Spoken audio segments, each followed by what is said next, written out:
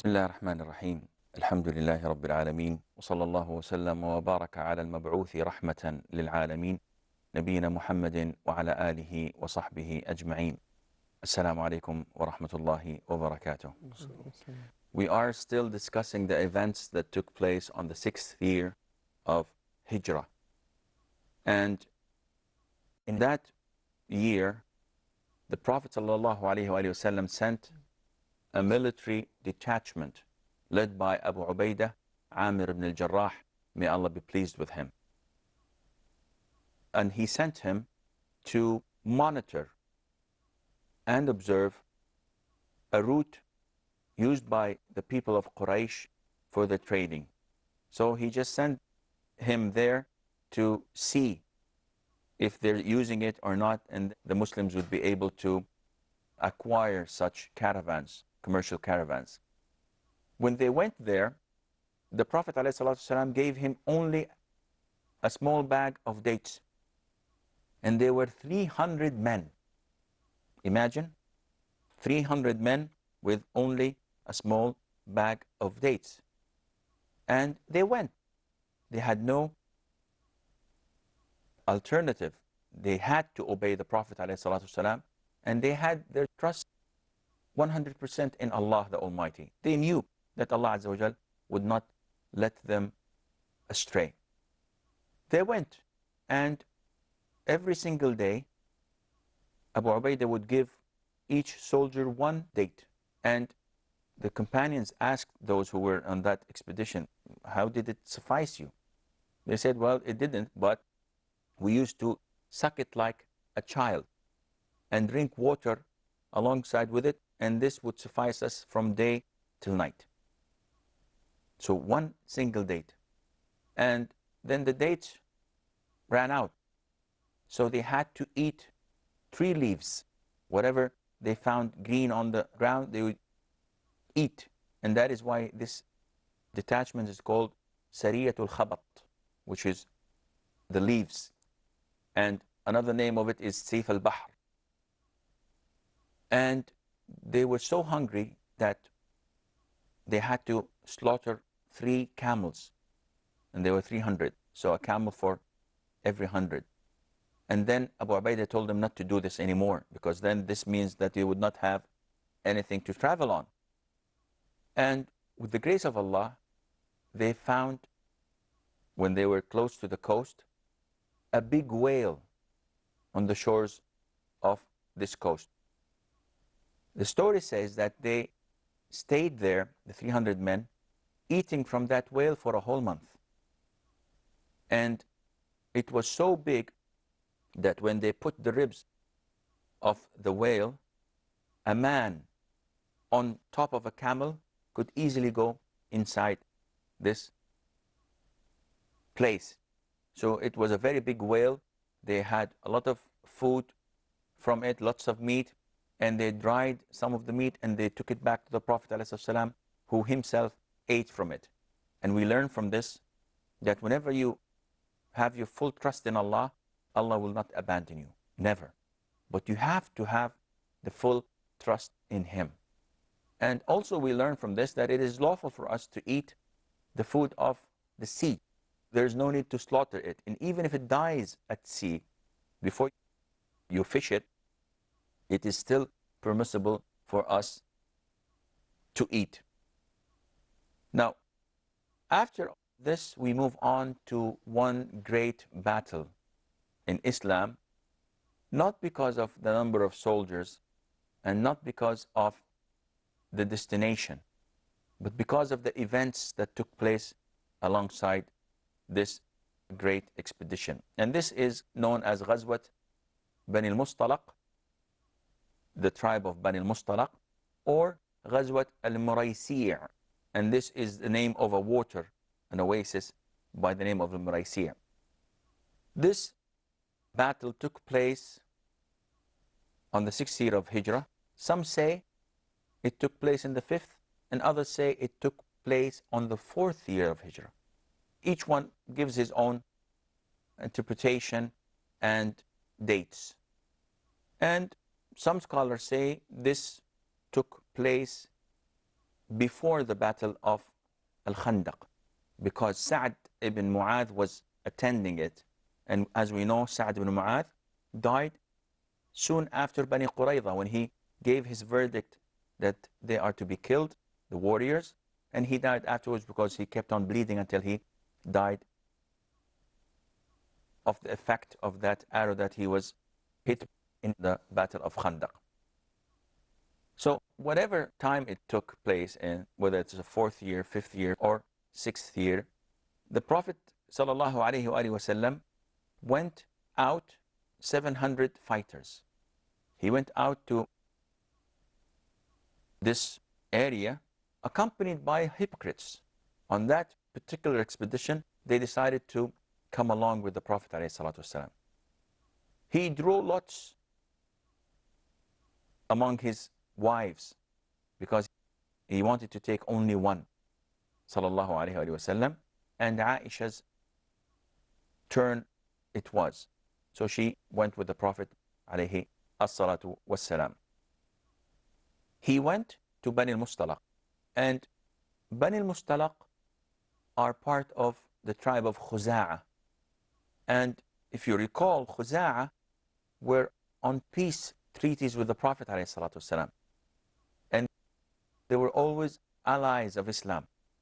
If you recall Ma'bad ibn Abi Ma'bad al-Khuza'i and his role in Islam, because he's the one who went to polytheist army after the Battle of Uhud and told them that go away, don't go back to Medina because the Prophet ﷺ is coming with lots of people. The Battle of Bani al-Mustalaq, as you can see on the plasma, it's a little bit too small, but I hope inshallah it suffices. The Prophet ﷺ went to them while they were unaware of his coming. So they were watering their animals, they were preparing for a new day, and the Prophet came in the very early morning. The sunnah, or the custom of the Prophet ﷺ, not to attack a tribe without notifying them and calling them to Islam.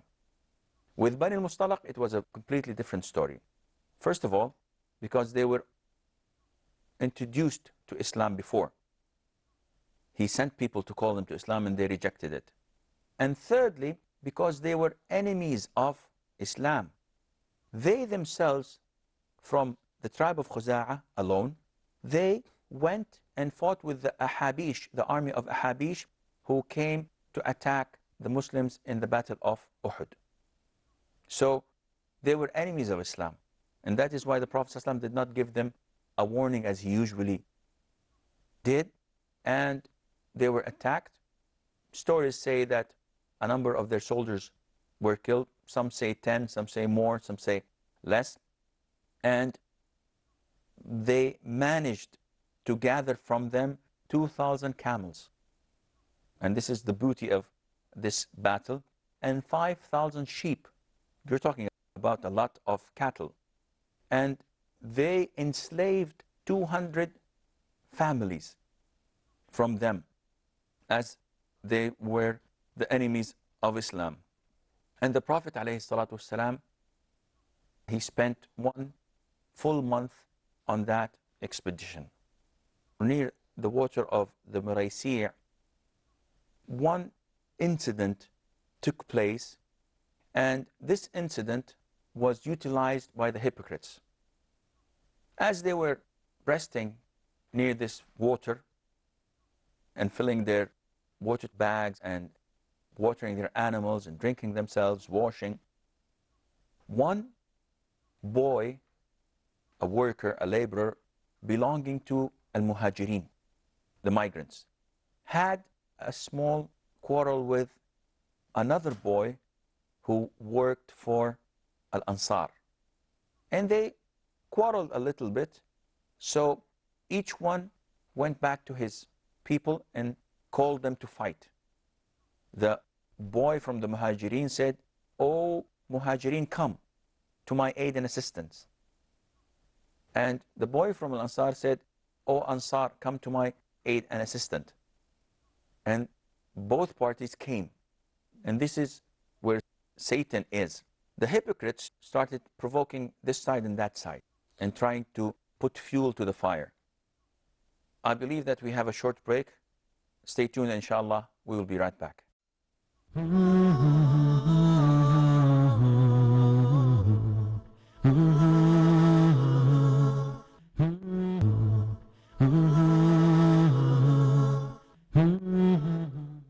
Assalamu alaikum wa rahmatullah, and welcome back.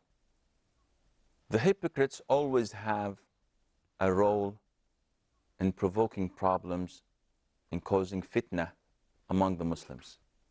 They have their role in spreading sin, as mentioned in the Holy Quran. Here, on this battle of Bani al-Mustalaq, they showed their ugly face. And that was when Abdullah ibn Ubay ibn Salul, the head of the hypocrites, when he heard about the scuffle that took place between this Muhajir and this Ansari, he said, they've done that, they've encouraged to attack us and to say bad things about us. By Allah, when we go back to Medina, the dignitaries and the men of honor would get those humiliated people out of it. So now he's saying that they have the honor and the Muslims are the humiliated and insulted one to be kicked. And he also said, this is our mistake. As the Arabs say, feed your dog and eventually your dog will find you. And this was a great insult, because now who do you think he's intending with this? Prophet. The Prophet ﷺ and the companions. And he also said to his companions, do not support the Muslims, Muhammad and those who are with him. Do not give them money, do not give them facilities. To his unfortunate luck, Zayd ibn Arqam was there, who was a young boy. And when he heard this, he went to his uncle. Some say it was Umar ibn Khattab, some say someone else. And he told him what took place, and he reported that. So they went to the Prophet ﷺ and told him this what took place. So the Prophet brought Abdullah ibn Ubay, and he told him, did you say this? He said, by Allah, I did not say anything. This is complete fabrication. I'm innocent. And I did not say any of the reported. So the Prophet ﷺ accepted his speech and allegation and rejected Zayd's testimony, simply because this is the Islamic practice. Now, when someone comes to you and testifies that he had seen someone do something, you cannot take his word against the words of the accused. Those who claim to have seen something, they must provide us with the evidence. Without the evidence, the only thing they had is for the accused to swear by Allah that he did not do. And I'll give you an example.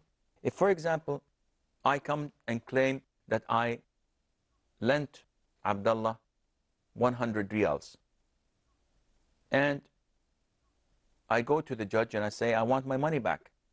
The first thing the judge would say would be, do you have proof? Do you have documentation? Do you have witnesses? If I don't have any of the above mentioned, then I do not have any evidence with me. The judge turns to Abdullah and says, do you agree? Do you confess? If Abdullah does not confess, he would say, no, I didn't, and I swear by Allah, I did not borrow anything from him. So this is enough. The same thing with Zayd ibn Arqam and Abdullah ibn Ubay. Zayd claimed that Abdullah said, but Abdullah swore by Allah he didn't. So the Prophet ﷺ treated him as he said. But when Zayd went home, everybody was blaming him. How do you lie? Why do you say such bad things about Abdullah ibn Ubay? And he said, I was depressed, so depressed that I couldn't sleep, until Allah the Almighty revealed a whole chapter of the Quran by the name of the chapter of the hypocrites, Surah Al-Munafiqun. And the Prophet ﷺ smiled when he saw Zayd, and he told him that Allah Azza wa Jal authenticated your story. And now everyone knew Abdullah ibn Ubay on his real identity. One of the companions came to the Prophet ﷺ and told him that you have to understand, Prophet of Allah, just days before you came to Medina, migrating to us from Mecca, we were about to crown Abdullah ibn Ubay as the leader of Medina, as the ruler and king of Medina. Your coming to Medina destroyed all of his dreams. And that is why he has so much hatred against you and against Islam. This took place, but it was not taken easily by one very close person to Abdullah ibn Ubay ibn Salul. And that was his son, Abdullah ibn Abdullah. The father and the son have the same name. Abdullah, may Allah be pleased with him, went to the Prophet ﷺ, and he told him, O Prophet of Allah, everybody knows in Medina that I am the most obedient son to his father. No one takes my place. I'm the only person in Medina that is known to go out of his way to please his father. And the Prophet ﷺ acknowledged that. He said, therefore, Prophet of Allah, if you want someone to kill my father because of what he had said, then please give me this order and I'll kill him with my own bare hands. Because I cannot guarantee myself, if someone else kills him and I see the killer of my father walking on the streets, that Satan does not come to me and orders me to kill the killer of my father. Therefore, let me do the job. Look at this love and respect and obedience to Islam. The man doesn't hate his father. He loves his father so much that it is a well-known fact in Medina. But his obedience to Islam, his respect to the Prophet ﷺ, made him go and ask for the permission to kill his own father that he loves because of what he had done. And his allegation and justification, he does not want to kill a Muslim who did what the Prophet ﷺ instructed him to do. The Prophet ﷺ prayed for Abdullah ibn Ubay and asked Allah Azza wa Jal for him for forgiveness and told him, have no worries, we will be on good terms with your father and we will be on good company as long as he lives. Nobody is going to kill him. Can we take a lesson from that, that the words of the policies, of the hypocrites, don't force the Prophet ﷺ or don't force us Islamically to get into actions towards them or retaliate against them unless they do an action? No, we cannot do that. Simply because Umar ibn al-Khattab stood up once this was clarified and sought the permission of the Prophet ﷺ to kill Abdullah ibn Ubay ibn Salul. He had said something that would damn him forever, and he had committed an act of blasphemy by just insulting the Prophet ﷺ. This is blasphemy. No second choices. Yet the Prophet ﷺ told him, no, Umar, I do not want the Arabs to talk that Muhammad kills his companions. That would be bad for the image of Islam. Because previously he was acting as a companion, so if he done something wrong, it would be seen as he killed his own people. Yes, and again, the Prophet ﷺ thought of the lesser evil. Now, the choice was there. You kill Abdullah ibn Ubay, nobody talks, but the whole of Arabia would object and say, don't accept Islam because Muhammad kills his companions. So what do you think he's going to do with others? And also, if he kills Abdullah ibn Ubay ibn Salul, the hypocrites and those allies among them, and maybe some Muslims with weak faith and iman, would try to retaliate or to stand by their deceased leader. But look at the wisdom of the Prophet ﷺ. Once this took place, Abdullah ibn Ubay ibn Salul, before that incident, whenever he talked, people listened, especially his people, because they respected him as a leader. And immediately after this incident, whenever he talked, they all hushed him and told him, don't speak. It's none of your business. So he lost face with his people.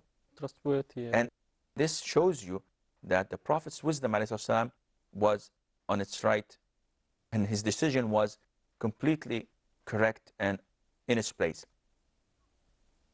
The Prophet ﷺ, when he went back to Medina, stood Abdullah ibn Ubay, the son of Abdullah, stood at the gates of Medina. And when his father wanted to enter Medina, his son prevented him with a sword. And he said, son, what's wrong with you? Are you crazy? He said, Father, you said that the honorable and the one with dignity will kick out of Medina those who are humiliated and insulted. You meant the Prophet ﷺ. Well, the honored and dignified is the Prophet ﷺ, and you are the insulted and humiliated one. And I will not allow you to enter Medina until the Prophet ﷺ himself gives you the permission to do so. And the Prophet ﷺ allowed him to enter Medina. Look at the way the Prophet used to treat his enemies. Look at the Prophet ﷺ, how he used to treat his enemies with kindness and with mercy. Now, we have to recall and remember that Abdullah ibn Ubay was a hypocrite.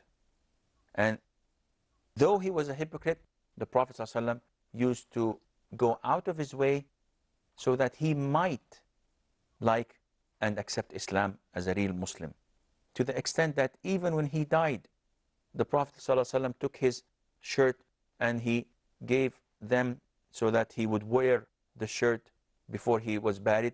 The Prophet himself ﷺ wanted to pray the funeral prayer, but he was denied by Allah. And Allah told him, as in Surah At-Tawbah, if you pray 70 times for them, I will not forgive them. And the Prophet said, ﷺ, if I knew that Allah would forgive them, I would have prayed for them 70 times. And he is indeed the mercy to the worlds. I believe that this is all the time we have for today's program. Until we meet next time. في أمان الله والسلام عليكم ورحمة الله وبركاته.